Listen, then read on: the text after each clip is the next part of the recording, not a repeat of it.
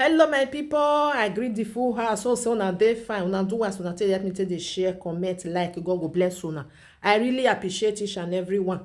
My people, una see this video one I just watch, so I go put am for here for una this video. I will still put am for una more and listen to wetin happen to this man. I come across this video, okay? So this man say na him wife na him do am like this, say him wife pour hot water for him body because of wetin, because of say the man dey sleep around. Okay, and the woman don fair inform am say this thing wey you dey do so I no like am. I no know why e be say some men no dey understand.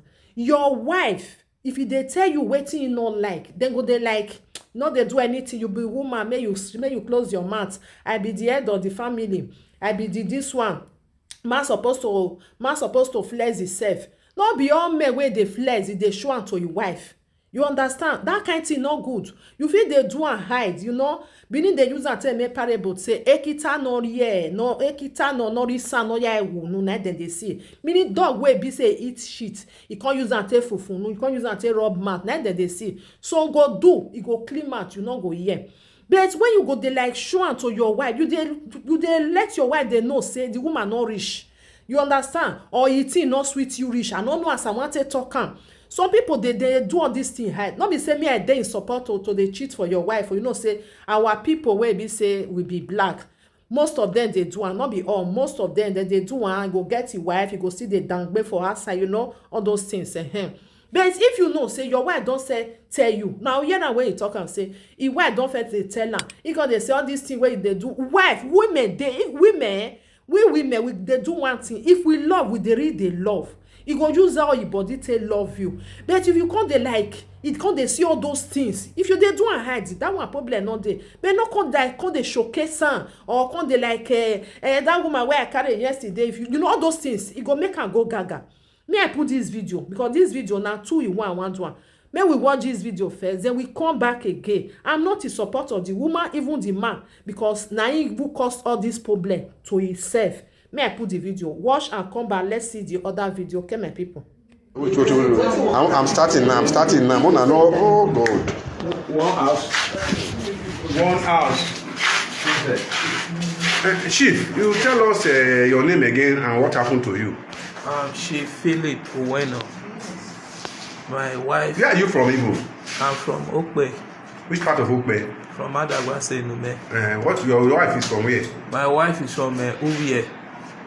From Anderson family in Ekman. Yes. So go ahead, tell us what happened to you and why are you here? She poured me hot water on Friday. Around what time? Around after 10 to in the night. In the night. After pouring the hot water, she took wood. Where did she get wood from? She hid it inside. So she planted this thing. Are you saying she planted this thing? She take wood and whip my head 3 times.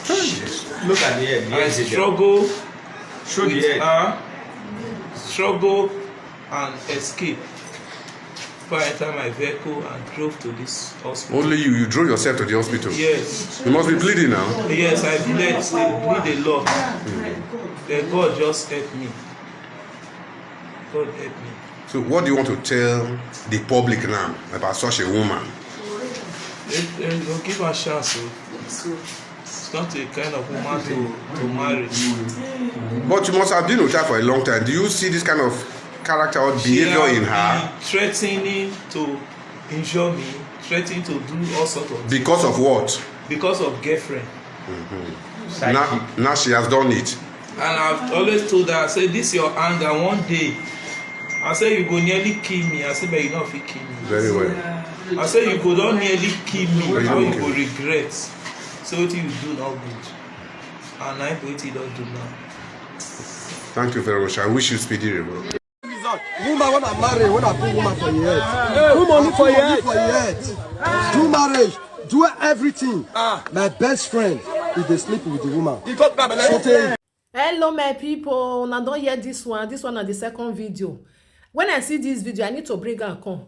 According to this man, he said the wife wey he marry for many years, he no know say he your bestie, this man bestie.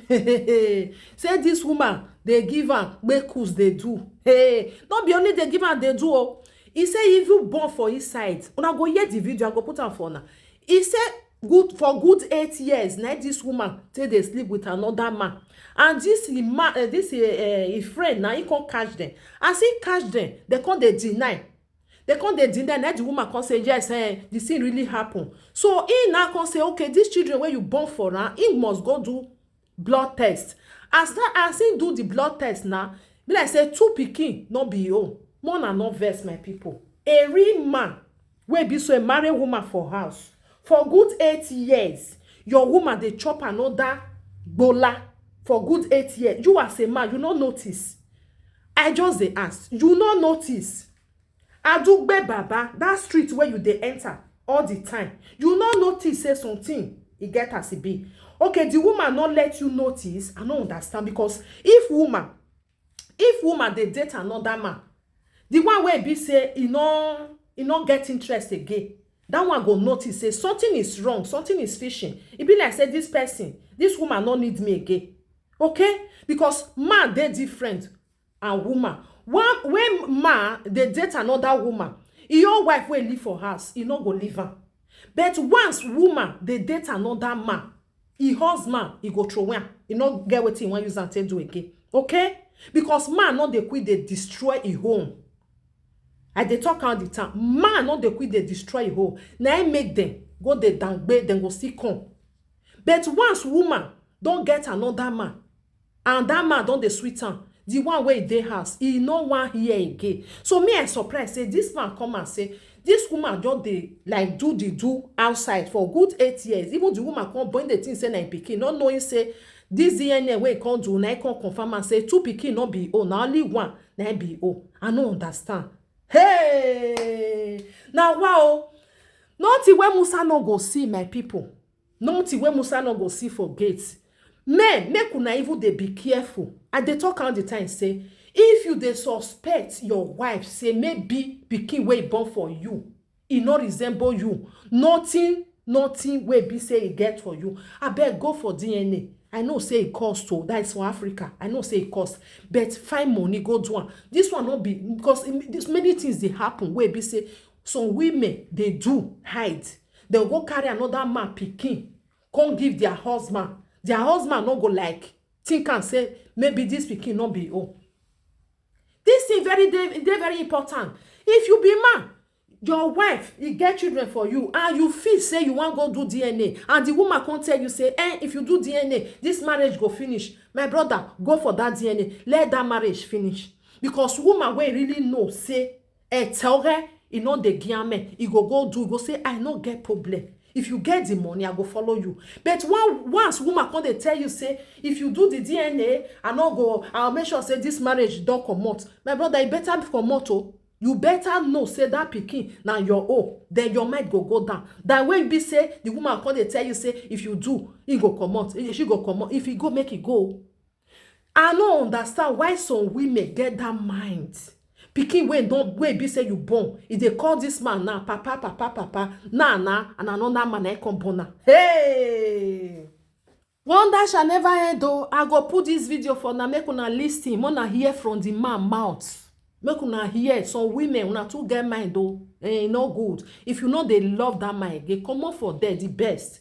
No need for you to treat am bad or go carry pikin go bring come wey be say you know say no be the man get am. E dey very bad, because something must happen. That spirit, that something go dey tell the man say this pikin no be my own, something is wrong. And now understand, our ancestor, the something go dey, you know dey nice.